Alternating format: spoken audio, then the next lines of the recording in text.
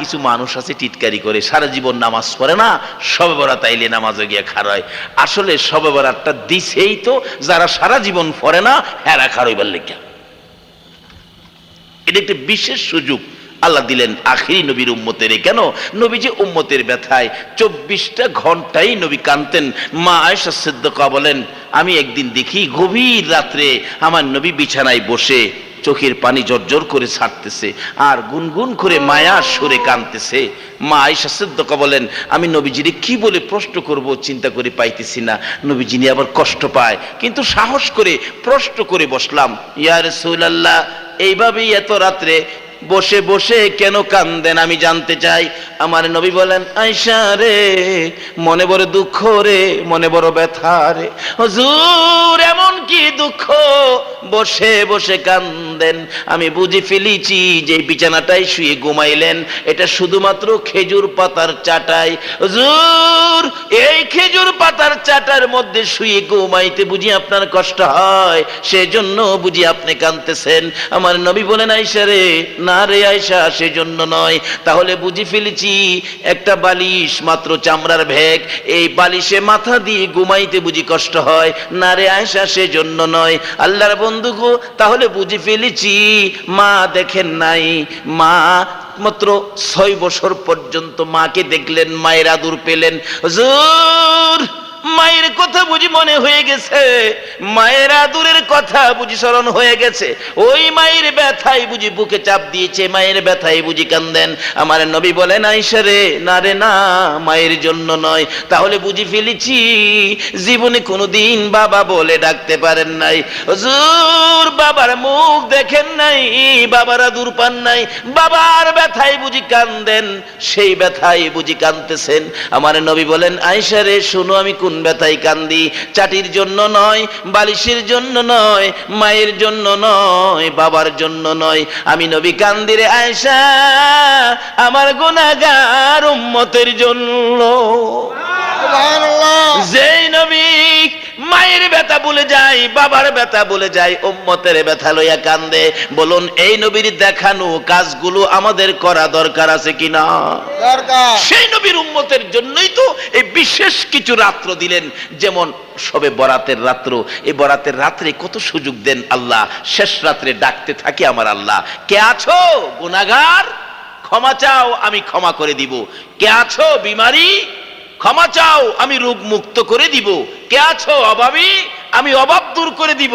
এইভাবে আখিরি নবীর উম্মতের প্রতি আমার আল্লাহ মায়ার নজর, দয়ার নজর দিয়ে এইভাবে ডাকতে থাকে। কাজী আল্লাহ পাক আমাদেরকে ইবাদতের জন্য বানাইলেন, আমরা ইবাদতে শরীক হব। যত কিসিমের ইবাদত আছে, শবে বরাত সহ, শবে মেরাজ সহ, শবে কদর সহ, রমজান, সেহরি, তারাবি, ইফতার সহ সবগুলো ইবাদতেই আমরা শরীক হব। আল্লাহ আমাদেরকে সেই তৌফিক দেন, সকলে বলুন আমিন। কিন্তু 3 কিসিমের লোকের ইবাদত আল্লাহ কবুল করবে না। এক কিসিমের লোক যারা সব সময় অন্যায় অপরাধ করে, বুড়া হয়ে গেছে তারপরও অন্যায় অপরাধ করে, তাদের ইবাদত, তাদের ডাক আল্লাহ শুনবে না যতক্ষণ পর্যন্ত তওবা করে এই কাজ থেকে ফিরে না আসবে।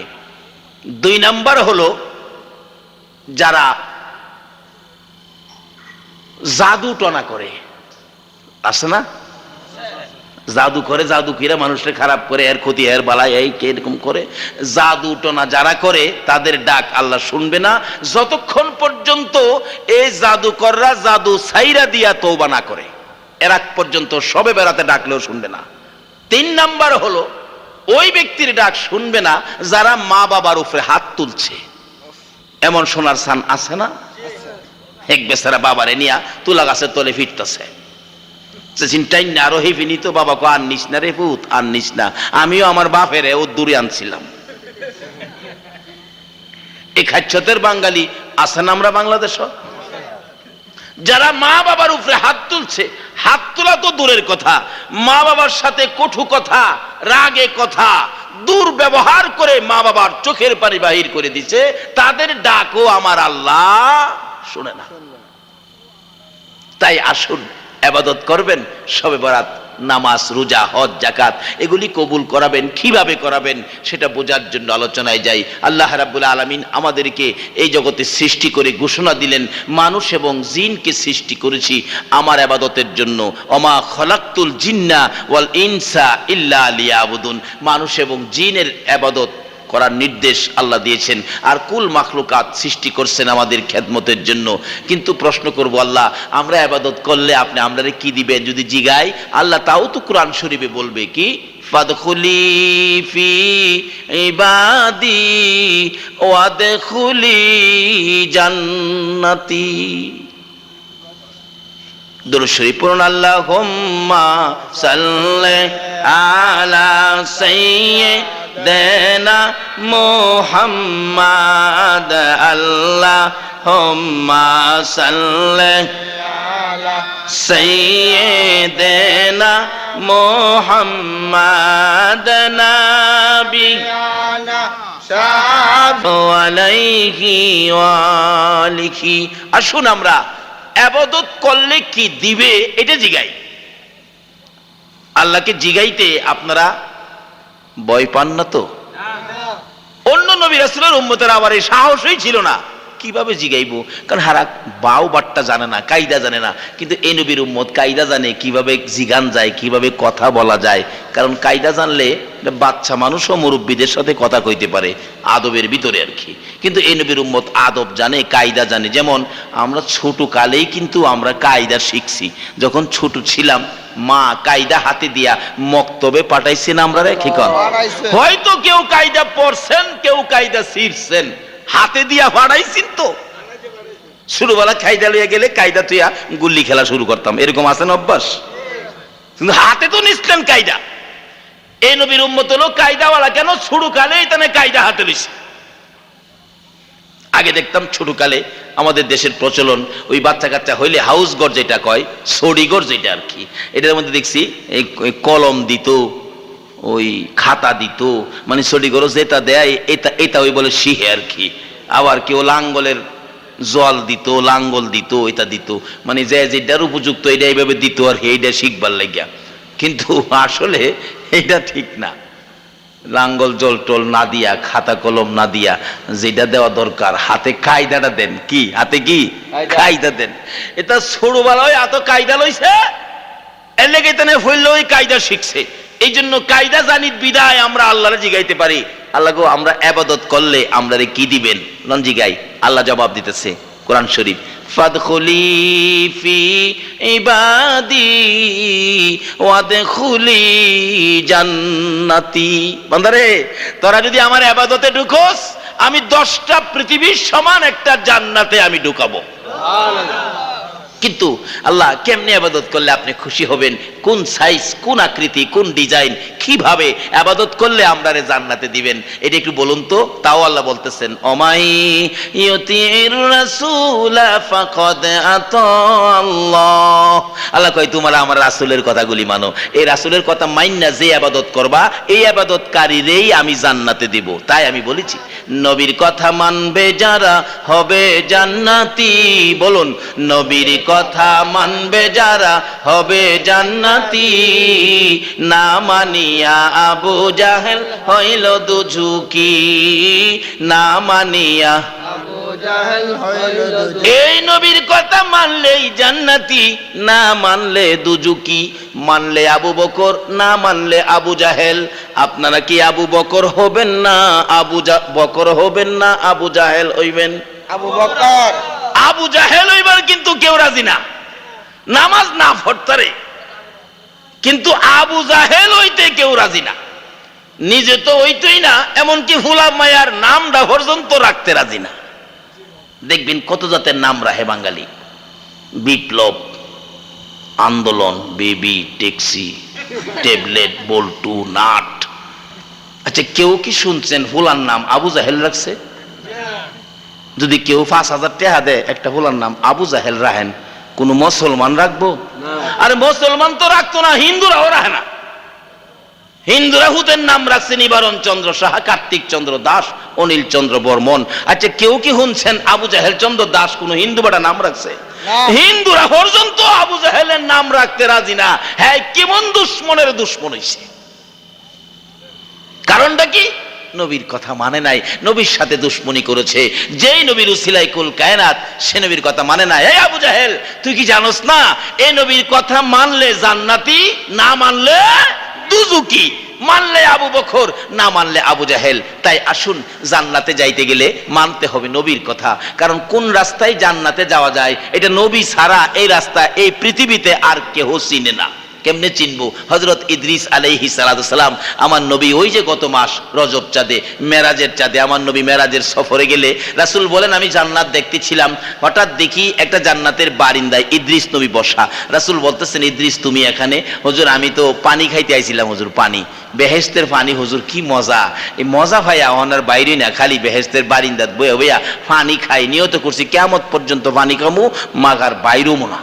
রাসূল বলেন খালি পানি খাইবা এত মজা, অন্য খাউন খাও না। হুজুর কেমনে খামু? বেহেশতের ভিতরে যাও, ভিতরে আর অন্য মজার খাবার আছে। ইদ্রিস নবী কয়, হুজুর কেমনে যামু বেহেশতের ভিতরে?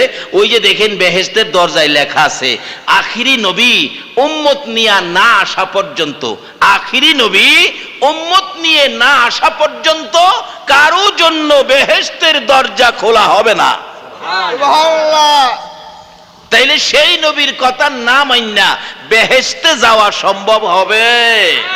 ইদ্রিস নবীকে দেখায় দিছে, হুজুর ওই যে বেহেশতের দরজায় লেখা আছে, আখিরি নবী উম্মত নিয়ে না আসা পর্যন্ত কারোর জন্য বেহেশতের দরজা খোলা হবে না। তাই আল্লাহ বলছে তোমরা আমার এই নবীর কথা মানো, এই নবীর কথা মানলেই জান্নাতি, না মানলে দুজকি। লন নবীরে জিগাই, নবী গো আমরা জান্নাতে যাইলে কোন কথা মানতাম? রাসূল বলতেছেন হাদিস শরীফে, মান ক্বালা লা ইলাহা ইল্লাল্লাহু ফাদাখালাল জান্নাহ। উম্মতেরা এই কালিমাটা পড়ো, এই কালিমাটা হলো জান্নাতে যাওয়ার টিকিট, এই কালিমাটা হলো জান্নাতে যাওয়ার টিকিট। টিকিট তো পাইলাম, এখন জান্নাতে যাব। রাসূল বলেন আসসালাতু মিফতাহুল জান্নাহ। উম্মতেরা রে, নামাজ হলো জান্নাতের চাবি। আগে পাইলাম কালিমাটার টিকিট, ওহন ফাইলাম জান্নাতের চাবি।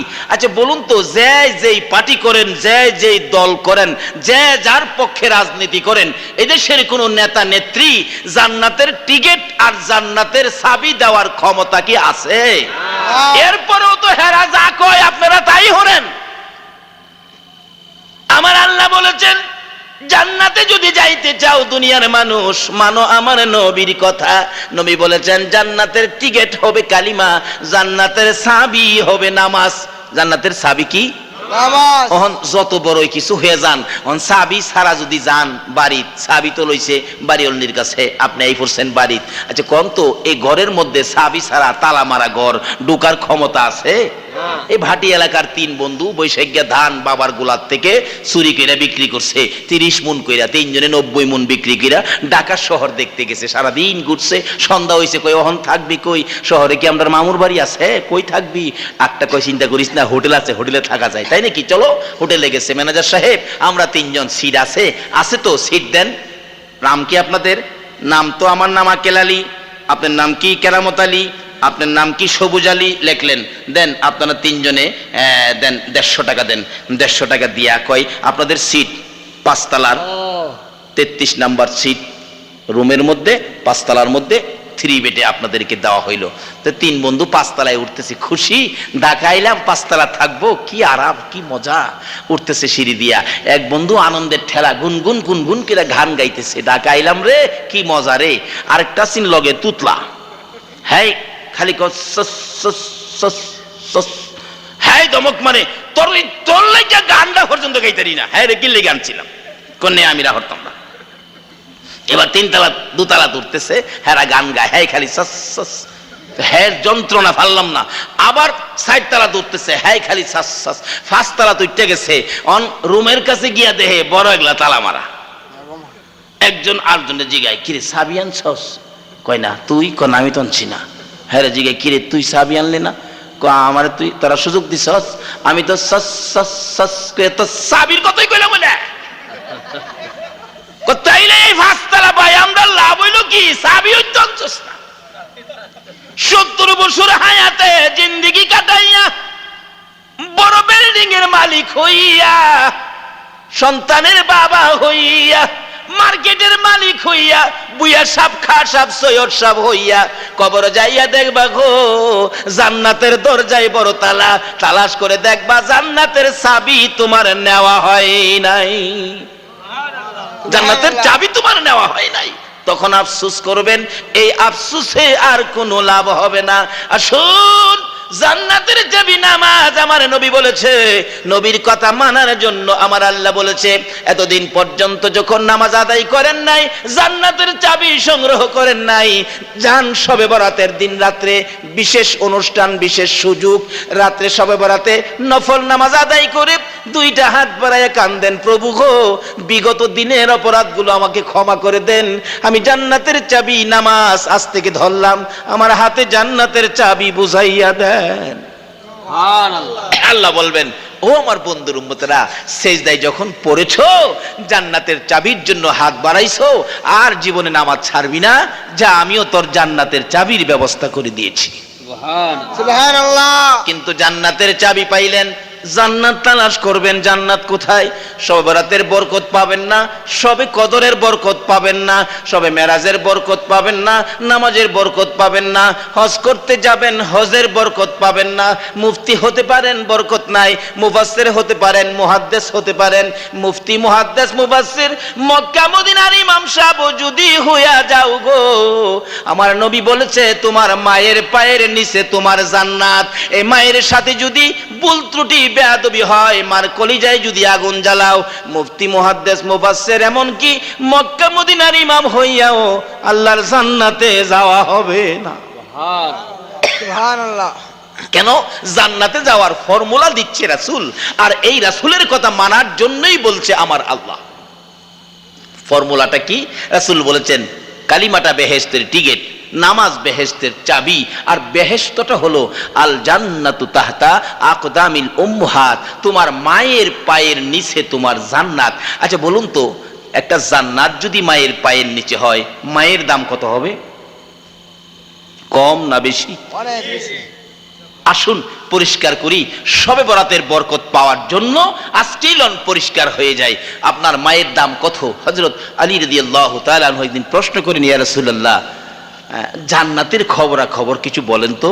আমার নবী বলেন, শোনো আলী, তুমি এশারের নামাজ পড়ে ঘুমাইবার আগে জান্নাতটা খরিদ কইরা ঘুমাইও, জান্নাতের মূল্য দিয়া তারপরে ঘুমাইবা। হযরত আলী বলেন, হুজুর জান্নাতের মূল্য কত হবে? আমি তো গরিব মানুষ, আমি কি জান্নাত কিনতে পারবো? রাসূল বলেন, পারবি। হুজুর দাম কত হবে একটু শুনি। রাসূল বলেন, আলী, সমস্ত পৃথিবী 70 বার বিক্রি করলে, কয়বার? 70 বার। পুরা ভৈরব থানাটা বিক্রি করলে কয়শো কোটি হইব? খুদা ভৈরব থানা না, কিশোরগঞ্জ জেলা না, বাংলাদেশটা না, এশিয়া মহাদেশটা না, সমস্ত পৃথিবী 70 বার বিক্রি করলে বেহেশতের একটা ইটের দাম হইতো না। আমার রাসূল বলছে যে রাসূলের কথা মানার জন্য আমার আল্লাহ বলছে, বলুন এই রাসূলের কথা মানলে লাভ হবে না লস হবে? যারা মানছে তাদের জীবনে লাভ না লস? তা আমরাও এই নবীর কথা মানা দরকার আসেনি? মানার জন্য আল্লাহ বলছে, যে নবীর কথা মানার জন্য আল্লাহ বলে এই নবীর কথা মানা দরকার আছে না? কেন মানবেন না? আমার নবী উম্মতের জন্য কত কষ্ট আমার নবী করেছে। উহুদের জমিনে যেদিন আমার নবীকে মারতে মারতে দুইটা দান মোবারক শহীদ করে ফেলেছে, রক্তগুলো জর্জর করে পড়ছে, দাড়ি লাল জামা লাল হয়ে গেছে, আমার নবী এই হাত মুখের মধ্যে লাগাইয়া ব্যথায় অস্থির, সাহাবীরা রে কে তোরা কোথায় আছোস? আমার দুইটা দান শহীদ হয়ে গেছে, তারপরও কাফের বেঈমানেরা নবীকে ঘেরাও করে ফেলেছে। রাসূল বলেন, যেদিকে তাকাই শুধুমাত্র শত্রু বন্ধু বলে কাউরে দেখি না। ডান দিকে তাকাইলে বাম দিক থেকে আঘাত করে রে, বাম দিকে তাকাইলে ডান দিক থেকে মারে, সামনে তাকাইলে পিছন দিক থেকে মারে, পিছনে তাকাইলে সামনের দিক থেকে মারে। এইভাবে মারতে মারতে আমি নবীর মাথার লোহার টুপি টুকরা টুকরা করে জমিনে ফেলে দিল, কিন্তু দুইটা লম্বা লম্বা টুকরা নবীজির দুই পাশে দিয়ে মাথার মস্তকের ভিতরে ঢুকে গেল। টানাটানি করে খোলার জন্য খোলা যায় না, শুধুমাত্র রক্ত বাহির হয়। আমার নবী, এতিম নবী ব্যথায় অস্থির, মাথা চক্কর খাইয়া জমিনে পড়ে গেল। যে জায়গাটার মধ্যে উহুদের জমিনে রাসূল পড়েছিল, এখনো জায়গাটা আগের মতো রয়ে গেছে। তারপরও নবীকে মারতেছিল দুনিয়া থেকে বিদায় করে দেওয়ার জন্য। এমন সময় হযরতে জিবরাইল গো আমার নবীর শিশু বাচ্চার মতো এইভাবে কোলে উঠাইয়া টান দিয়ে সরাইয়া নিয়ে আসছে, আর মারতে দেয় না। আমার নবী জ্ঞানহারা হয়ে গেছে। উহুদ পাহাড়ের মাঝামাঝি, নিজের চোখে দেখে আসছি, নিচ থেকে দেখা যায় না এমন একটা জায়গায় নবীকে নিয়ে গেছে। উহুদ পাহাড়ের মাঝামাঝি নিয়ে জিবরাইল ডাকতেছে, রে উহুদের পাথর, ও উহুদের পাহাড় দেখ, যেই নবী না হইলে তোরা হতে না, আমি হতাম না, কুল কায়নাতের কিছুই হতো না। রে উহুদের পাথর, এই নবী বেহুশ হয়ে পড়ে আছে রে, নবীকে শোয়ানোর জন্য একটু বিছানার ব্যবস্থা করে দে। জিবরাইল বলেন, পাথরের কাছে এই নবীর পরিচয়টুকু দেওয়ার সঙ্গে সঙ্গে দেখি রে লম্বা একটা পাথর ফাইটা তোলার মতো নরম বিছানা হইয়া যায়। নারে তাকবীর। আমার নবী বলেন, আরে জিবরাইল, এই বিছানায় আমার শুয়াইলি। জিবরাইল বলেন, আমি আশ্চর্য হয়ে গেলাম, যেই নবীর পরিচয় টুকুন শুনাইলে পাথর তোলার মতো নরম বিছানা হয়, এটা কেমন নবী গো? এই নবীরে উম্মত হইয়া চিনলাম না। নবীকে শুয়াইয়া মাথার পাশে বসে বসে জিবরাইল প্রশ্ন করে, ইয়া রাসূলুল্লাহ, আল্লাহর নবী গো, দাঁত ভাঙ্গা ব্যথা কেমন লাগে আমার কাছে বলুন। হুজুর, মাথা ভাঙ্গার ব্যথা কেমন লাগে গো বলুন না, আমি জিবরাইলের কাছে বলুন না। আমার নবী ছোট্ট ছোট্ট সুরে চোখের পানি ছেড়ে ডাকে, জিবরাইল রে, আয় রে, আমি ব্যথার খবর জানাই। রে জিবরাইল, দাঁত ভাঙ্গা ব্যথা কেমন লাগে জিগাইলি, মাথা ভাঙ্গা ব্যথা কেমন লাগে জিগাইলি। জিবরাইল, আমার উম্মতের ব্যথা কেমন লাগে জিগাইলি না। ও জিবরাইল শুনো, দাঁত ভাঙ্গা ব্যথা, মাথা ভাঙ্গা ব্যথার চাইতে রে আমার গুনাহগার উম্মতের ব্যথা বেশি। আরে দয়ালো নবী, প্রেমের ছবি আর আসবে না জগতে, বলুন। দয়ালো নবী, প্রেমের ছবি আর আসবে না হাসর দিনে উম্মত বিনে, হাসর দিনে উম্মত বিনে যাবে না নবীজি বেহেশতে। দয়ালো নবী, প্রেমের ছবি আর আসবে না জগতে। আমার দয়ালো নবী, প্রেমের ছবি আর আসবে না। 63 সাল জিন্দিগি কাছে বলে উম্মতি, 63 সাল জিন্দিগি কাছে বলে উম্মতি, এখনো কান্দে শুয়ে মদিনাতে নবী, এখনো কান্দে শুয়ে মদিনাতে। দয়ালো নবী, প্রেমের ছবি আর আসবে না জগতে। আমার দয়ালো নবী, প্রেমের ছবি আর আসবে না। যেই নবী এত ব্যথায় ব্যথিত, তারপরও নিজের ব্যথা ভুলে গিয়ে উম্মতের ব্যথা প্রকাশ করে, বলুন এই নবীর কথা মানা আমাদের দরকার আছে কিনা? হযরত আলীকে বলেন, আলী বেহেশতের মূল্য দিয়ে ঘুমায়ো। আলী বলেন, হুজুর আমি গরিবী অবস্থায়, আমার সম্ভব না, এত দাম, সমস্ত পৃথিবী 70 বার বিক্রি করলে বেহেশতের মূল্য হবে না। আচ্ছা বলুন তো, এত দামি বেহেশতটা যদি মায়ের পায়ের নিচে হয়, তাহলে মায়ের দাম কত? অনেক দাম। এই মারে কষ্ট দিয়া মক্কা মদিনা যায়ও না, এই মারে কষ্ট দিয়া সবে বরাতের জন্য মসজিদে যায়ও না। এই মারে কষ্ট দিয়া সবে কদর করতে যাইও না, এই মারে কষ্ট দিয়া ঈদের নামাজে যাইও না, তোমার কিছুই লাভ হবে না।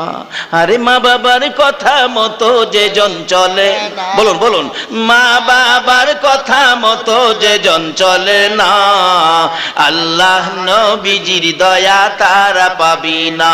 হায়রে আল্লাহ নবীজির দয়া তারা পাবে না। মা বাবাকে দুঃখ দিলে নামাজ রোজা যাই বিফলে, মা বাবাকে দুঃখ দিলে নামাজ রোজা যাই বিফলে, মার কলিজায় আঘাত দিলে খোদা সহে না, মার কলিজায় আঘাত দিলে খোদা সহে না, আল্লাহ নবীজির দয়া তারা পাবি না। হায়রে আল্লাহ নবীজির দয়া তারা পাবে না।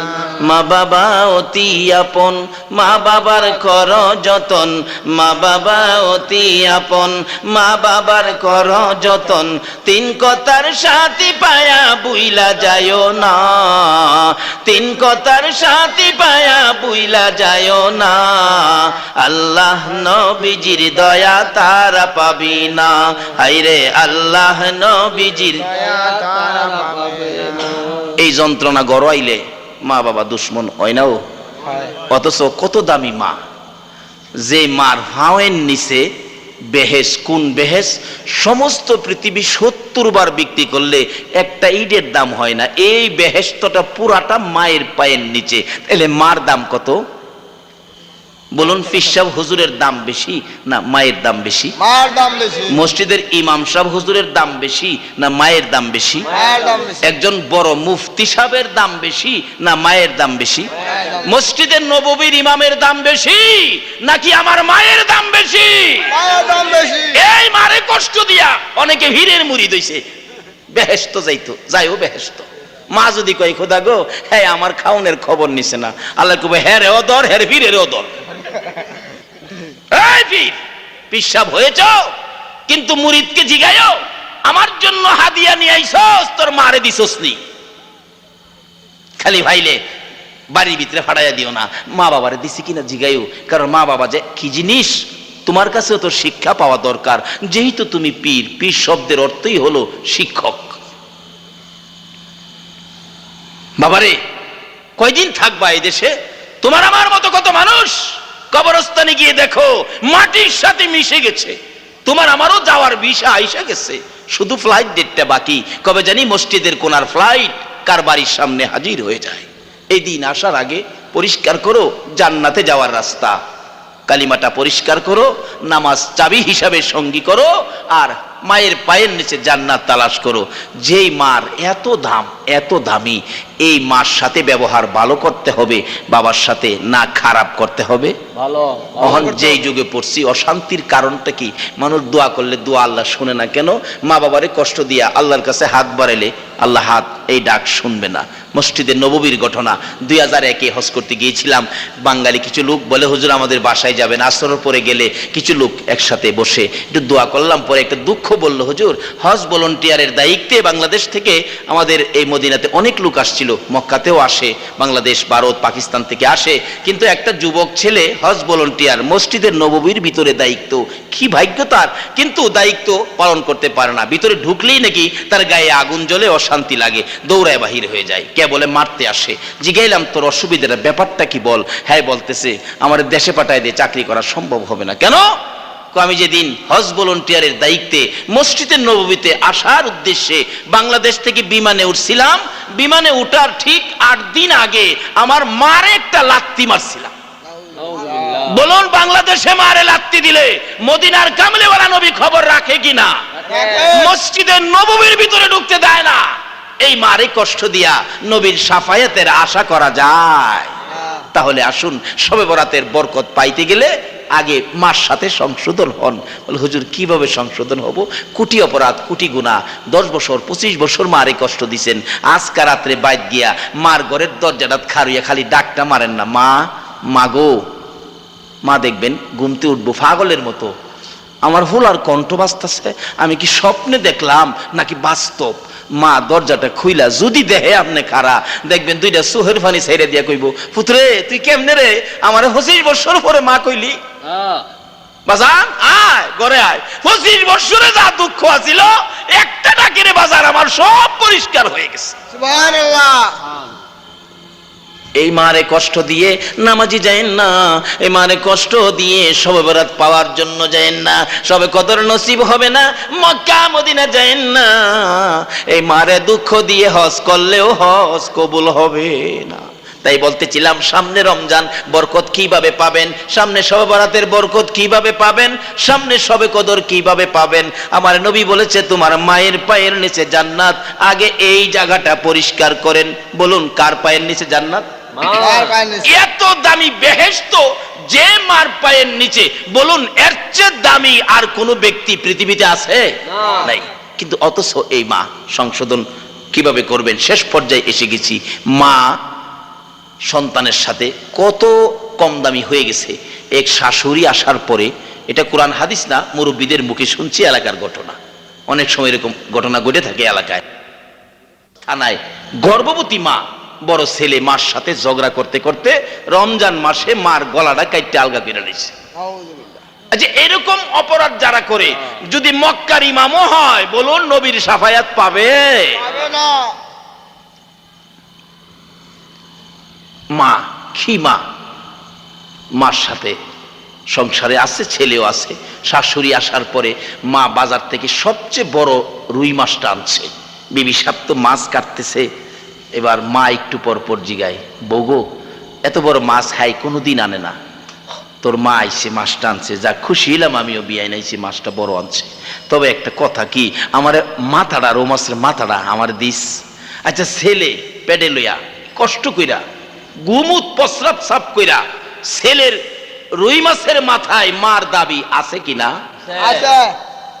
খালি মুহে মুহে কইেন না, এটা কাজে লাগাইেন।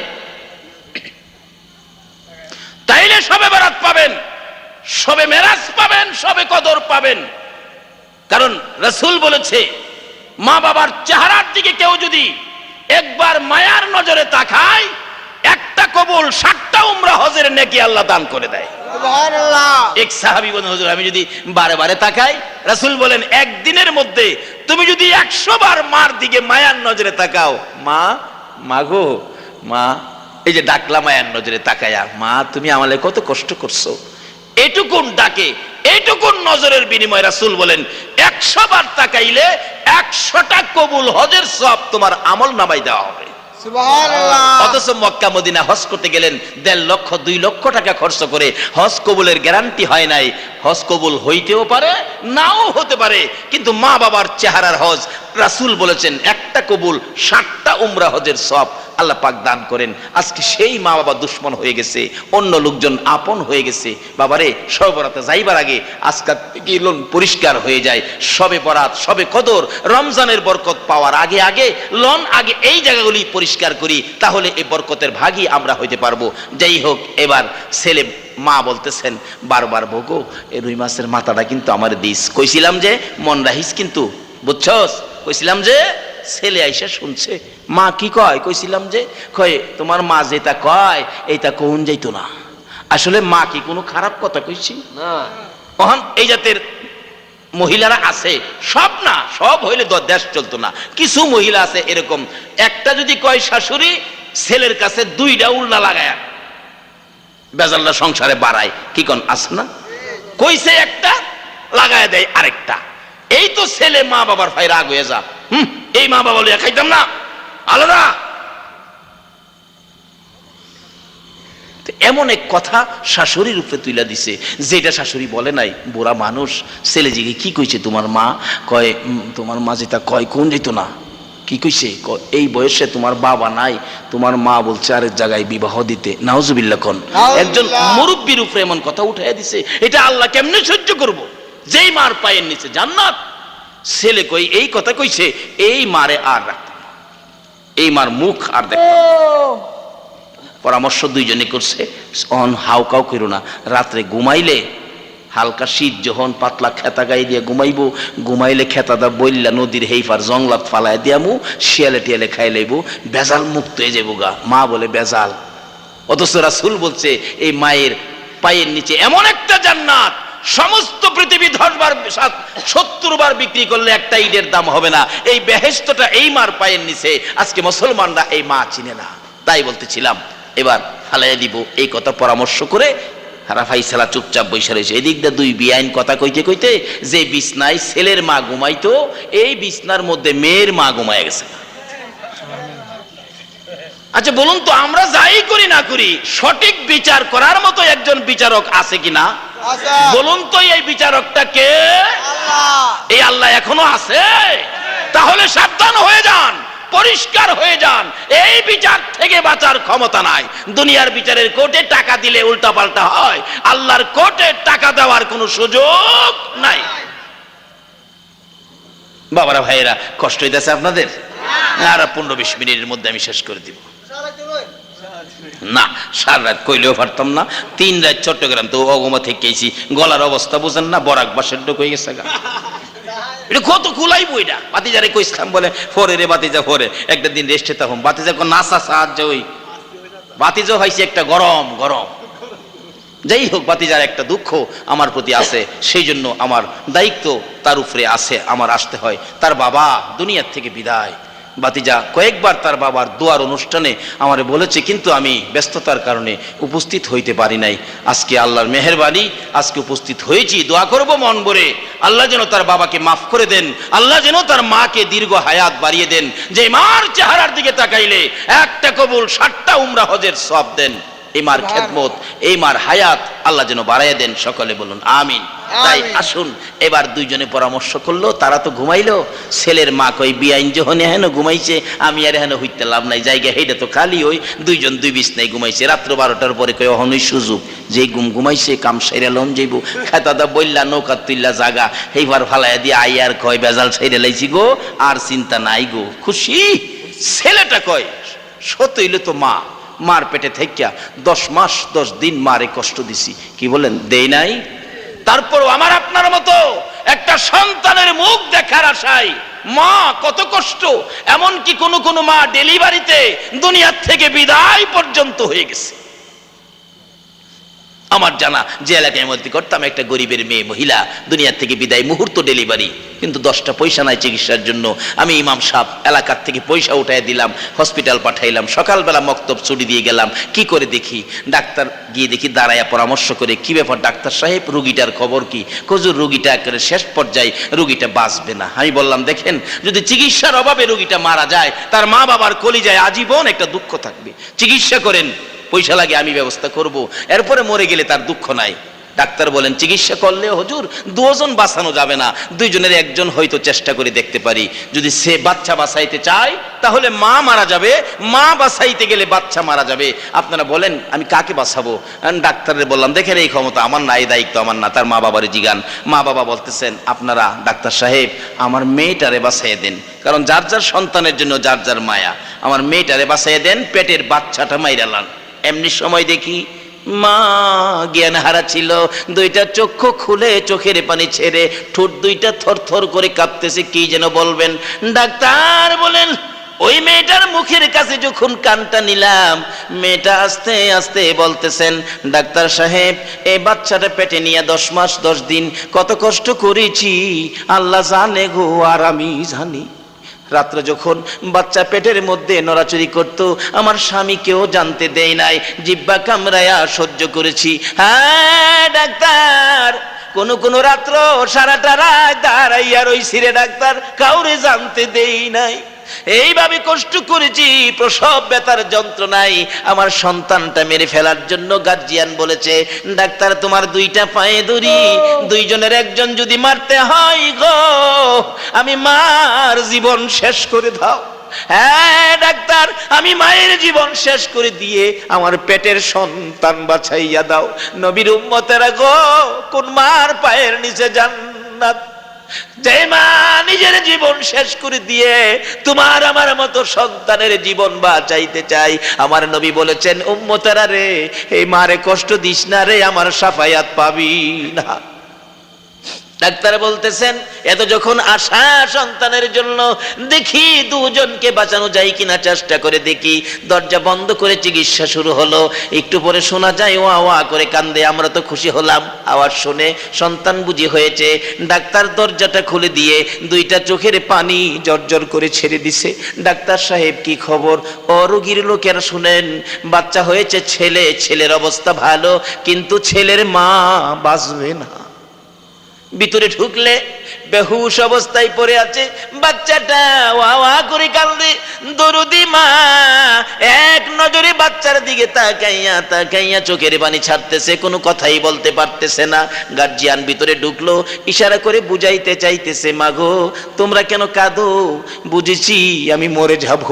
মা, যেই সন্তানের মুখ দেখার জন্য আমি মায়ের জীবন দিতে যাচ্ছি, আমার সন্তান কান্দে, তোমরা কোলে নাও না।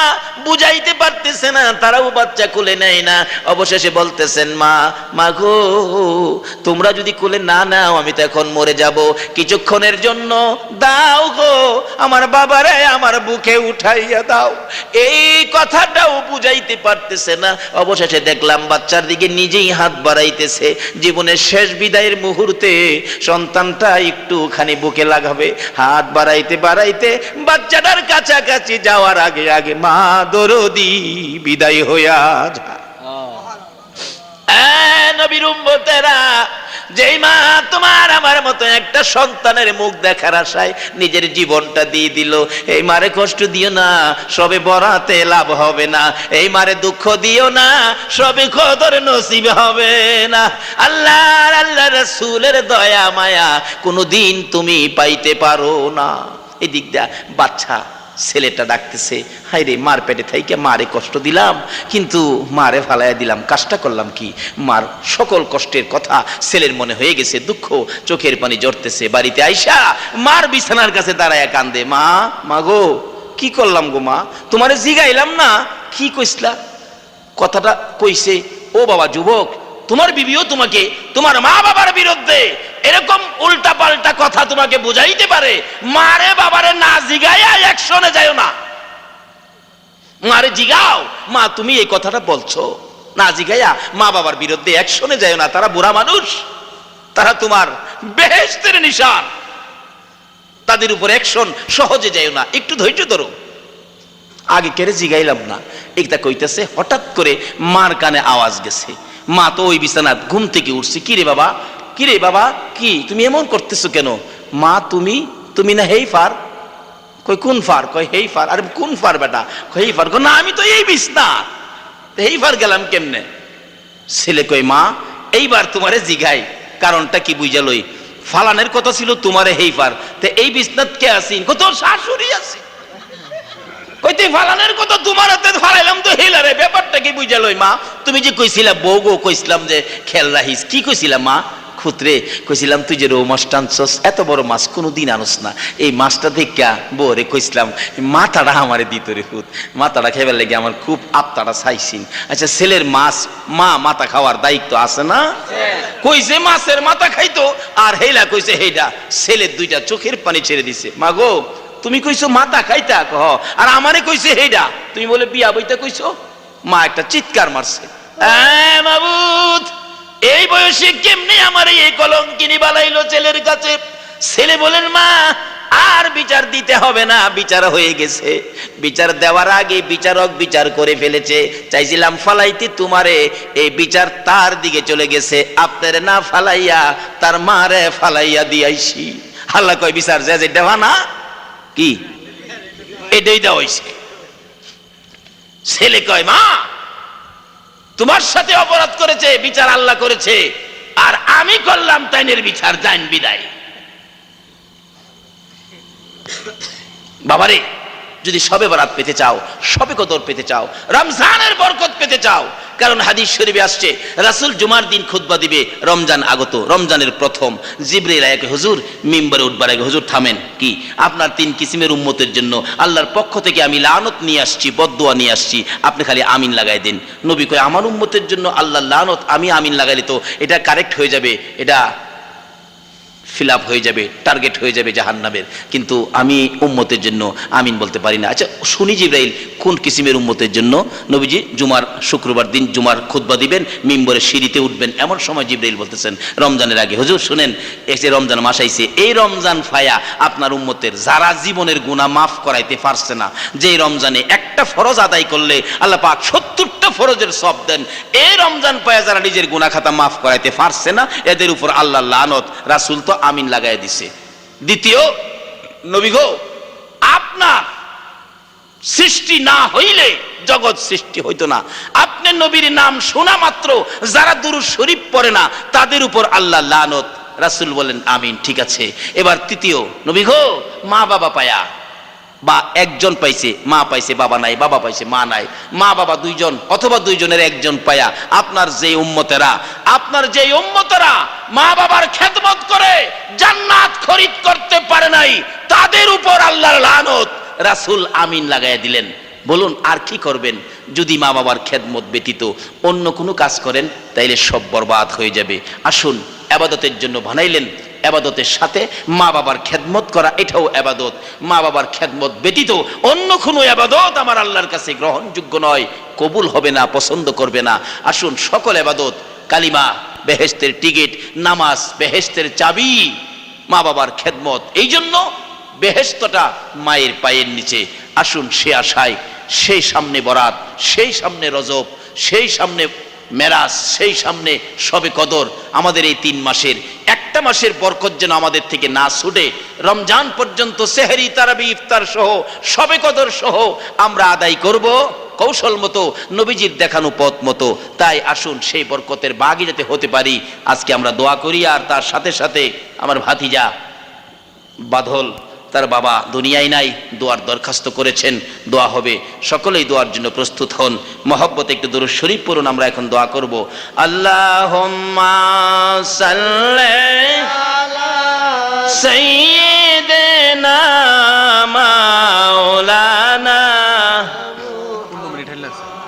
ওয়া আলা আলি সাইয়্যিদিনা মাওলানা মুহাম্মাদ। আল্লাহুম্মা সাল্লি আলা সাইয়্যিদিনা মাওলানা মুহাম্মাদ ওয়া আলা আলি সাইয়্যিদিনা মাওলানা।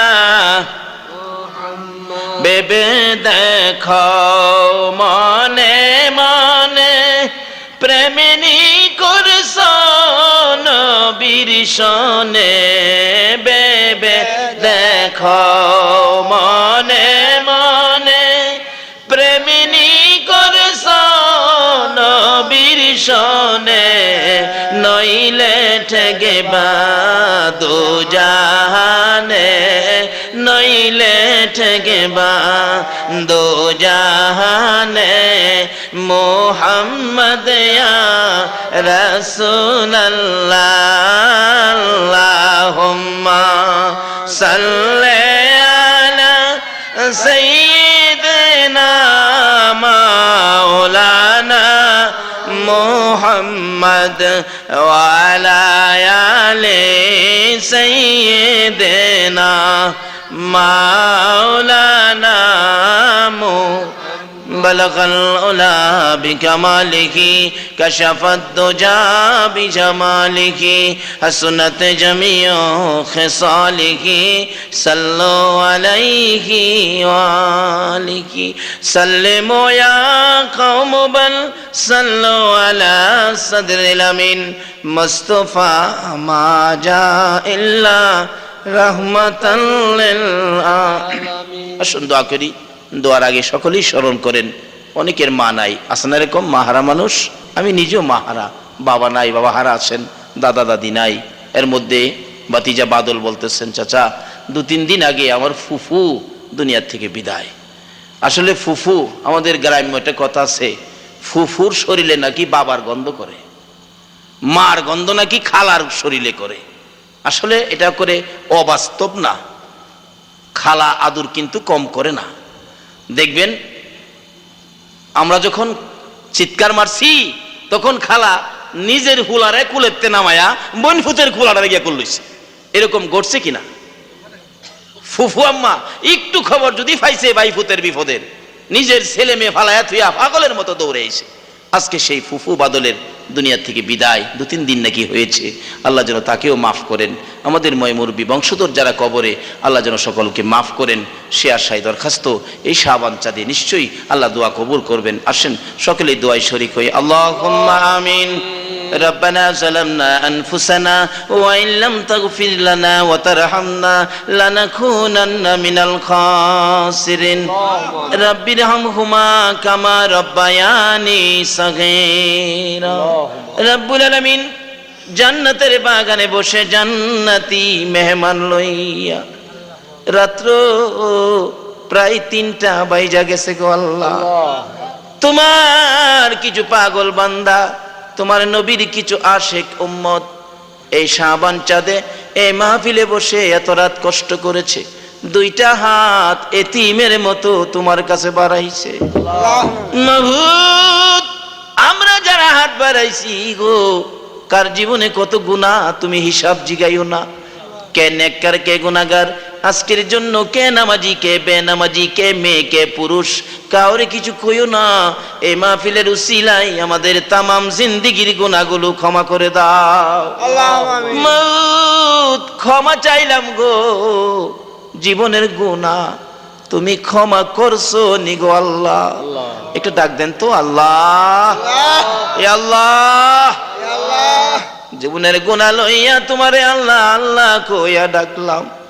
দুনিয়ায় দেখি সন্তানেরা যদি অপরাধ করে গো, মা বাবা দমক দেয়, হেরে বাড়িতে জায়গা দিও না। মায়ের ভয়ে বাবার ভয়ে অপরাধী সন্তান সারাদিন বাইরে বাইরে থাকে।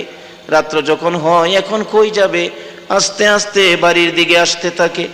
আয়সা দেখে রাত্র 12টা 1টা, তারপরেও মা দরদি দরজাটা খুইলা বিনাইয়া বিনাইয়া কান্দে। মায়ের মতো দরদি যদি অপরাধী সন্তানের জন্য রাত্র 1টা বাজেও দরজা খুইলা রাখতে পারে, তুমি কি তোমার বন্ধুর গুনাহগার উম্মতের জন্য মাফের দরজা খুলতে পারো না? ছেলেটা বাড়ির কাছাকাছি যাইয়া মার চেহারাটা দেখে ছোট্ট ছোট্ট সুরে ডাক মারে, মা মা গো, আর জীবনে অপরাধ করব না।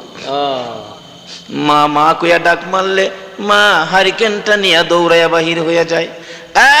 মাবুদ, অপরাধী সন্তানে ডাক দিলে মায়ের মতো দরদি যদি হারিকেন নিয়ে দৌড়াইয়া বাহির হতে পারে, তোমার যে 99 ভাগ মায়া আছে গো আল্লাহ। আমরা যে জীবনের গুনাহ লইয়া তোমারে আল্লাহ আল্লাহ কইয়া ডাকলাম, তোমার কি মায়া লাগে না? আল্লাহ, কার জীবনে কত গুনাহ হিসাব জিগাইও না। কে নেককার কে গুনাহগার কাউরে কিছু কইও না। এই মাহফিলে যারা হাত বাড়াইছে গো, মাহফিলের উসিলায় এই পবিত্র শাবান চাঁদে আমাদের সকলের জীবনের গুনাহগুলো ক্ষমা করে দাও। মাবুদ, জীবনের গুনাহ ক্ষমার আশার দরখাস্তের পর আরেকটা দরখাস্ত করি, তুমি কিন্তু রাগ হইও না। এই গভীর রাত্রে তোমার কাছে হাত বাড়াইলাম, আমি তো জানি না কার মনে জানি কি ব্যথা, কার মনে জানি কি দুঃখ, কে জানি কিসের অভাবী। যদি একটু করে সময় পাইয়া সকলকে জিজ্ঞাসা করতাম কার মনে কি দুঃখ। মাউত, অনেকেই বলতো হুজুর গো আমার তো মা নাই। আবার কেউ কেউ বলতো হুজুর আমার বাবা নাই গো, বাবা নাই। মাবুদ, আমি নিজেও মা হারা হয়ে গেছি গো আল্লাহ। আজকে 4 বছর হয়ে যায়, আমি তো একদিনও মা কইয়া ডাকতে পারলাম না। কাশপুরুষে কত ছেলেরা বাড়িতে যাইয়া মায়ের মুখ দেখে গো, মা মা কইয়া ডাকে গো। আজকে 4 বছর হয়ে গেল, আমি তো মার মুখ দেখলাম না, মা কইয়া ডাকতে পারলাম না। আমার মতো মায়ের অভাবী কে জানি রে হাত বাড়াইছে। যার বাবা নাই রে, বাবার অভাবী কে জানি হাত বাড়াইছে। যেই বাবা ছোটকালে কোথাও যদি বাবার সঙ্গে যাইতাম, বাবা একটু হাইটা কষ্ট পাইলে টাইনা টাইনা কোলে উঠাইতো, বাবা যদি ক্লান্ত হয়ে যাইতো কাদের মধ্যে উঠাইতো। অবশেষে বাবা শত কষ্টের পরেও সন্তানরে আর হাঁটতে দিছে না। জীবনে কতদিন এই বাবার কুলে কাঁদে, পসরা পায়খানাও করছি গো আল্লাহ। ওই মা কই, যেই মা সন্তানকে আদর করে বুকে লইয়া ঘুমাইতো, ডান পাশে বাম পাশে লইয়া ঘুমাইতো। ডান পাশে যদি প্রস্রাব করে দিতাম, মা শেষরাইয়া বাম পাশে নিয়ে যাইতো। বাম পাশে যদি প্রস্রাব করে দিতাম, মা নিজে ভিজা জায়গায় শুইয়া গো শুকনা জায়গায় তোমার আমার মতো সন্তানরে শুয়াইতো। আবার যদি প্রস্রাব করে দিছি, মা কোথাও যখন শুকনা জায়গা পায় না, অবশেষে আদুরের ছেলে মা বুকের উপর উঠাইছে। এই মা কার জানি কবরের আল্লাহ। মাউত মায়ের অভাবী হইয়া কার চোখের পানি জানি জর্জর করে পড়তেছে রে আল্লাহ। মাবুদ গো, মায়ের অভাবীরা কাদার দিন আইসা পড়ছে। কত সন্তান রোজারিদের মার্কেটিং করতে যাবে, মায়ের কাপড়ের কথা মনে করে চোখের পানি ছেড়ে ছেড়ে কাঁদবে। দোকানদারেরা জিগাইবে কাঁদেন কেন? ও দোকানদার, গত ঈদে তো মায়ের কাপড় কিনেছি রে, এবার তো মায়ের কাপড় কেনার সুযোগ নাই।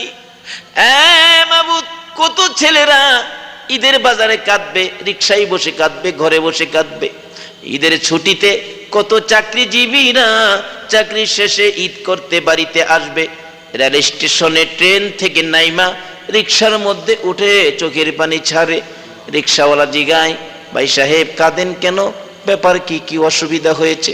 জবাব দিবে যুবক, রিকশাওয়ালা রে, অন্য কোনো ব্যথা না রে, ঈদের ছুটিতে যে বাড়িতে আসলাম, আমি কারে লইয়া ঈদ করব রে। রিকশাওয়ালা, তোর কি মা আছে? ও বাবা আছে? ও আমি যে কাঁদি ঈদের ছুটিতে আসলাম রে, আমার যে মাও নাই বাবাও নাই, আমি কারে লইয়া ঈদ করব? কানতে কানতে বাড়িতে যাইয়া মা যেই রুমে থাকতো ওই রুমের মধ্যে ঢুকছে। রুমের মধ্যে ঢুইকা দেখে মার বিছানা খালি হয়ে আছে। মায়ের দরদি সন্তান মায়ের বিছানায় বসে বসে কান্দে। তোমরা দেখা যাও গো জনমের লাগিয়া, এই বিছানা খালি করে মা গেল চলিয়া, তোমরা দেখা যাও রে। কত আদর করতো মায়ে কোলে কাখে লইয়া, আরে বাবা বলে ডাকতো মায়ে, বাবা বলে ডাকতো মায়ে, দুই গালে চুমাইয়া, তোমরা দেখা যাও রে। পায়খানা করিতাম যেদিন বিছানাতে শুইয়া, পায়খানা করিতাম যেদিন বিছানাতে শুইয়া, পরিষ্কার করতো মায়ে, আরে পরিষ্কার করতো মায়ে, মেতরিডি হইয়া, তোমরা দেখা যাও রে। হ্যাঁ মাবুদ, যে মা জীবনে কত প্রস্রাব পায়খানা মেতরিনি হইয়া পরিষ্কার করেছে, মাবুদ গো, অন্য মহিলারা দেখলে নাকে কাপড় দিত, তোমার আমার মা জীবনে কোনোদিন নাকে কাপড় দেয় নাই। ওই দরদি মা বাবা যার কবরে, আর দেরি করো না গো আল্লাহ, এই মুহূর্তে আমার মা সহ ওই সকল মা বাবার কবর জান্নাতের বাগান বানাইয়া দাও। খাস করে বাদল মিয়ার বাবা দুনিয়ায় নাই, আজকে তো মাহফিলের পাশে ঘুরতেছে আর ডাকতেছে, বাবা বাদল রে, কেমনে রে এত বড় দুয়ার মাহফিলের আয়োজন করলে? মাবুদ, বাদলের আব্বার কবর, তার ফুফু আম্মার কবর জান্নাতের বাগান বানাইয়া দাও। মাবুদ গো, আজকের মাহফিল তুমি কবুল করে লাও। ইয়া আল্লাহ, আমাদের সকলকে তুমি আফত বিপদ আযাব গজব অ্যাক্সিডেন্ট বালা মুসিবত শয়তানের শয়তানি দুশমনের দুশমনি হইতে বাঁচাইয়া রহমত বরকত শান্তি দ্বারা ভরপুর করে দাও গো আল্লাহ। ইয়া আল্লাহ, আমাদের সকলকে তুমি আমাদের মধ্যে যারা অভাবী অভাব দূর করে দাও, যারা বিমারি বিমার শেফা করে দাও। ইয়া আল্লাহ যারা ঋণগ্রস্ত আছে ঋণ থেকে মুক্ত করে দাও, যারা নামাজি নামাজ কবুল করে নাও, যারা নামাজ পড়ে না নামাজের বুঝ দান করে দাও, যারা মদিনা যাওয়ার পাগল পাখির মতো উড়াইয়া মদিনা লইয়া যাও গো আল্লাহ। মাবুদ যাদের ছেলে নাই ছেলে দাও, যাদের মেয়ে নাই মেয়ে দাও, যাদের ছেলেও নাই মেয়েও নাই ছেলে মেয়ে দিয়ে কলিজা ঠান্ডা করে দাও। ইয়া আল্লাহ যারা ব্যবসা করে ব্যবসায় বরকত দাও, খাস করে বাদল ভাতিজার ব্যবসায় বরকত লাগাইয়া দাও, যারা চাকরি করে পদোন্নতি দান করে দাও, যারা গৃহস্থী করে জমির ফসলে বরকত দাও, যারা বিদেশ থাকে সহি সালামতে রাখো, যারা বিদেশ যাবে মনের আশা পুরা করে দাও। মাবুদ খাস করে সামনে শবে বরাত, এই শাবান চাঁদের বরকতময় রাত্র, মুবারকময় রাত্র, এই শবে বরাতের বরকত আমাদের সকলকে নসিব করে দাও। ইয়া আল্লাহ আসতেছে সামনে মাহে রমজান, বরকতময় মাস, রমজানের বরকত সেহরি তারাবি ইফতার সহ শবে কদর সহ আমাদের সকলকে নসিব করে দিও গো আল্লাহ। ইয়া আল্লাহ আমরা যারা এই কষ্ট করে এই পর্যন্ত বসে আছি আমাদের সকলকে তুমি কবুল আর মঞ্জুর করে নাও। মাবুদ গো এই মাহফিল তো বিদায় হয়ে যায় গো আল্লাহ, জানি না এই মাহফিল কারে জানি জীবনের শেষ বিদায় করে দেয়। মাহফিল কারো জন্য জীবনের শেষ মাহফিল হয়ে থাকে গো, এই মাহফিলের উসিলায় কাল কিয়ামতে নাজাতের ফয়সালা করে দিও গো আল্লাহ। আজকের মাহফিলের আয়োজনে যারা শরীক হয়েছে, দূর দূরান্ত থেকে আসছে, কষ্ট করেছে, রাত্র অনেক সময় বসে রয়েছে কোরআনের পক্ষে, তোমার নবীর পক্ষে, তাদের সকলকে তুমি কাল কিয়ামতে নবীর গুদারায় উঠাইয়া ফুলসিরাতের ফুল পার করে দিও গো আল্লাহ। তোমার নবী যেই জান্নাতে থাকবে গো ওই জান্নাতের পাশের জান্নাতি বানাইয়া দিও গো আল্লাহ। ইয়া আল্লাহ যতগুলো দরখাস্ত করলাম মাহফিলের উসিলাই, দুরুদের উসিলাই, জিকিরের উসিলাই, পবিত্র শাবান চাঁদ এই বরকতময় শাবানের উসিলাই আমাদের সকলের দরখাস্তগুলি কবুল আর মঞ্জুর করো গো আল্লাহ। মাহফিল শেষে যারা যেখানে যাবে